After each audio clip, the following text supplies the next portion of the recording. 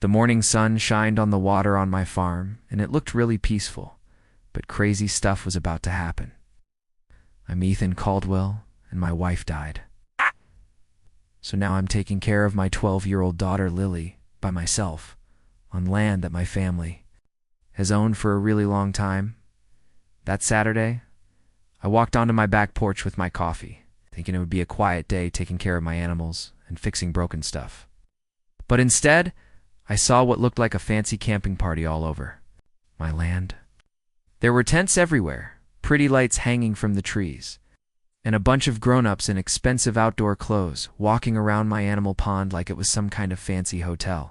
I got really mad when I figured out that the local HOA people thought my private land was their own personal playground. The person in charge was Monica Harper, who was the HOA president. She was a lady with perfect hair and a loud voice like she was giving a big speech. She was standing by the pond, telling her group how to do yoga in the morning, and talking about how pure and amazing this special water was. I almost spit out my coffee. That pond wasn't some clean, perfect place. It was where my 12 cows and 6 horses went to the bathroom every single day for 5 years. Monica's friends had no idea they were doing yoga next to what was basically a giant animal toilet. I walked over to them, trying to sound nice, even though they were on my land without permission. "Good morning," I said, holding my coffee cup. "Tight, there's been a mistake.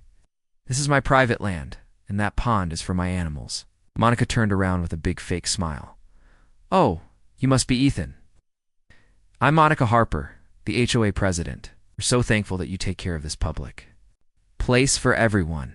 She pointed at my pond like she had paid for it herself. "Public place?" Those words hit me like a punch in the face. "This land has been in my family for many, many years," I said, pointing to the field where my cows were staring at all the strangers. "The pond isn't for people to use." Monica kept smiling, but her eyes got mean. She pulled out her phone and showed me something she said was an old map from 1987 that proved this was community water. "Legally, you can't stop people from using natural water," she said. Like my ownership papers and 15 years of paying taxes didn't matter. Before I could argue, she started typing fast on her phone, telling her 500 HOA friends that she found an amazing hidden place for nature lovers. I was so angry, but I didn't want to lose my temper. Lily was probably watching from her window, and she'd been through enough since her mom died. I didn't want her to see me get really mad at pushy neighbors. But Monica wasn't finished. By noon, her group had set up a speaker playing loud music, a camping kitchen with a fancy coffee machine, and someone taking pictures of their wild nature experience. It was like my farm had been stolen for a social media post. Things got crazy really fast. By Monday, Monica had turned her trespassing into a huge water freedom festival on a field next to my land, close enough to make my pond the main attraction. There were food trucks, a stage, and portable bathrooms lined up on the road, bringing hundreds of people, families, college kids, even local news people. The radio station broadcast live with people calling in to complain about greedy landowners, like me. Monica did an interview on the state's biggest morning TV show, making me look like a selfish farmer who was keeping water away from families. The TV host loved it, asking if we needed new laws to stop people from hogging water. Social media was even worse. A blogger named Alice Tran, with 500,000 followers, wrote a really mean article called "The Rancher Who Owns Nature," making me look like a rich snob who was stopping kids from getting clean water. People in the comments called me terrible names. Then came fake video stories from strangers claiming I had chased them away from my pond, including a crying mom who said she drove an hour to show her kids pure water, but I turned her away. I had never seen these people in my whole life, but their stories got shared thousands of times. The worst part was personal. Lily came home from school, crying. Her friend Mia said her parents wouldn't let her come to Lily's birthday party because they didn't support environmental criminals. Kids at school called her a water thief. Our local hardware store wouldn't sell to me anymore. And the restaurant where I'd eaten for years suddenly had no tables available. Even Lily's school asked me to stop volunteering at the science fair, too controversial to judge volcano models while being accused of stealing nature. I felt like I was drowning, but the worst was still coming. My neighbor, Dr. Tom Ellis, who's an animal doctor, called me to his office with urgent news. 2 weeks earlier, I had asked him to test the pond water for paperwork. His face looked really worried as he gave me the results. "Ethan, this water is terrible," he said. "The bad bacteria levels are 400 times higher than what's safe. There are germs, parasites, and chemicals. It's a health disaster." My stomach felt sick. For days, I had watched kids splash in that pond. Parents were taking pictures, and some were even drinking it, all while Monica talked about how pure it was. Tom told me I needed to shut it down, but I didn't want to. After weeks of everyone hating me, saying the water was poisonous would sound like a desperate lie. Then Lily changed. Everything without telling me. She posted a TikTok video titled, "POV. Your dad's called a water thief, so you spilled the truth." Standing by our field, she introduced our cows, Betsy and Clara, and showed video of them using the pond as their daily bathroom. "This is their toilet," she said with her teenage attitude. "Maybe ask why nobody tested the water before calling my dad greedy." She ended with an eye roll and held up a water testing kit, dropping the truth bomb. The video exploded, getting 2 million views in just a few hours. People in the comments were horrified and thought it was funny. They drank cow poop water for weeks. Scientists made response videos explaining why animal ponds are deadly dangerous for humans. The health department rushed in. Inspector Karen Holt came wearing special protective gear to test the water. As she set up her equipment, the festival people started getting worried. Parents pulled their kids away from the pond. Monica tried to say it was just harassment from my friends, but Karen's press conference shut her up. "This water is immediately dangerous to your health," she announced, listing all the bad bacteria and parasites. The crowd left, looking scared and sick. I thought we had one, but Monica had a darker plan. On Monday, her lawyer Gregory Tate filed a lawsuit saying I was guilty of being reckless and hurting people on purpose.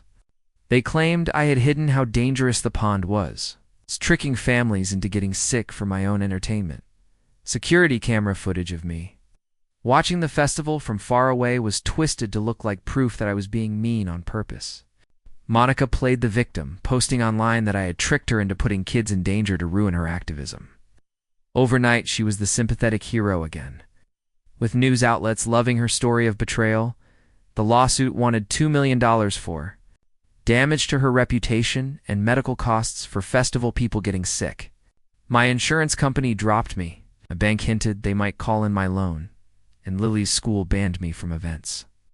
She stopped eating, asking if we'd lose the ranch. Then I remembered something. Lily had mentioned that Monica's voice sounded familiar, but weird in the early videos. I remembered a meeting 3 years ago with a woman named Monica H., who had asked detailed questions about building an animal pond, bacteria risks, contamination timelines, legal problems. She had taken notes and even asked for my pond's plans, saying she wanted a farm. It clicked. Monica knew exactly what my pond was, a toxic waste system.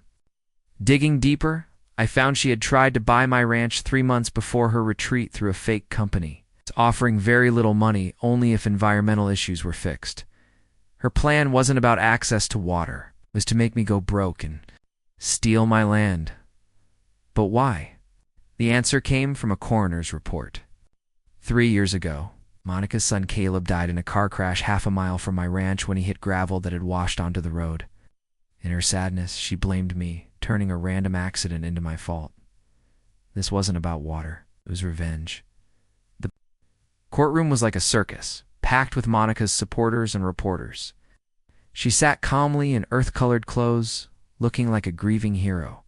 My lawyer, sensing the perfect moment, played a recording of that meeting, as Monica's voice filled the room, asking about contamination and how it would lower property values. Her face fell apart, confusion, then panic. Judge Patricia Lane leaned forward as Monica's recorded voice asked how sickness from a pond could destroy a ranch's value when asked to explain. Monica fell apart. "That proves nothing," she shouted. "I studied contamination because I knew ranchers like Ethan ruin lives." Her voice broke as she told about Caleb's death, blaming me for gravel on a road I didn't control. "I wanted him to lose everything, like I lost my son," she screamed, explaining her plan to make families sick and bankrupt me so she could build a memorial park. The courtroom went crazy. Her lawyers begging couldn't stop her confession, conspiracy, fraud, endangering people. Monica was arrested on serious criminal charges. Her lawsuit fell apart, and families sued her for exposing them to toxic water. Alice Tran apologized and donated money to water safety causes. Gregory Tate retired. Monica got 18 months in prison and 300 hours cleaning a wastewater plant. A perfect twist of fate. Lily and I put a fence around the pond and added signs. Private livestock water, not safe for humans. Ask first. Learn always. The whole ordeal taught us hard truths. False information can ruin lives, and grief can twist justice into revenge. Monica's crusade wasn't about water. It was a mother's pain used as a weapon against an innocent target. If you're near a pristine-looking pond, ask questions.